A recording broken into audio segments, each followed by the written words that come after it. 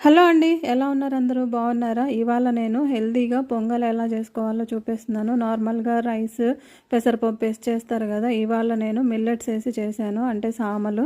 దానికోసం నేను మార్నింగే సామలు, పెసరపప్పు నానబెట్టేసుకున్నాను. ఇది నైట్ చేసుకున్నామన్నమాట టిఫిన్‌గా. సో, దానికోసం ఇంకా ఆనియన్, పచ్చిమిరపకాయ, టమాటా, కరివేపాకు అన్నీ కట్ చేసి పెట్టుకున్నాను. దీంట్లోకి మెయిన్‌గా కావాల్సిందేంటంటే అల్లము, తెల్లగడ్డ, మిరియాలన్నమాట. అవి జస్ట్ ఊరికే మనం అల్లం దంచే దాంట్లో కచ్చాపచ్చాగా దంచేసి ఇలాగ తిరగవాత పెట్టేసుకోవడమే అనమాట. అవి బాగా వేగాక మనం నానబెట్టి పెట్టుకున్న పెసరపప్పు, మిల్లెట్స్ అంటే సామలు కలిపి నానబెట్టుకున్నాం కదా, అవి వేసేసి తగినంత ఉప్పు వేసేసి వాటర్ వేసుకొని కుక్కర్ పెట్టుకోవడమే అనమాట.